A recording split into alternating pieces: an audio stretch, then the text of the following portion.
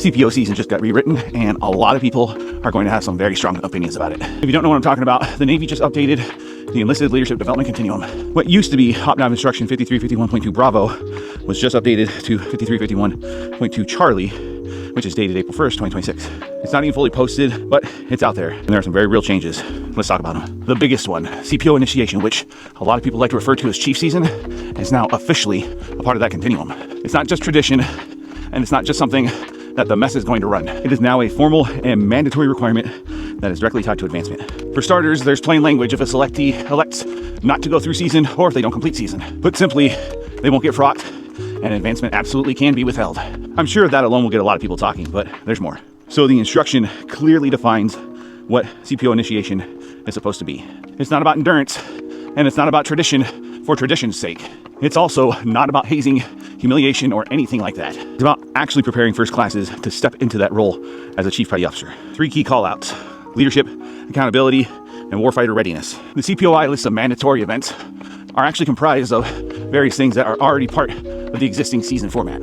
It's called out in the continuum, and it includes things like teaching to the creed, physical readiness, and charge book issuance and completion. And while it seems like common sense, there are some very clear lines that are drawn as well about what cannot take place during CPOI. Things like no hazing, no coercion, no alcohol at any events, and absolutely no fundraising by selectees at any time. And now, for what will probably be the biggest cultural shift.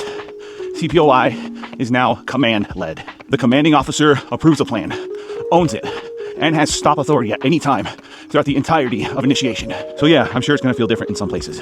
Now, outside of CPOI, there are some pretty significant changes to the continuum. The continuum itself is a lot more structured. For example, it lays out courses that are separate from the leadership development courses that are now marked specifically as required in order to advance, not just highly encouraged. There's also a much clearer progression all the way up through senior leadership.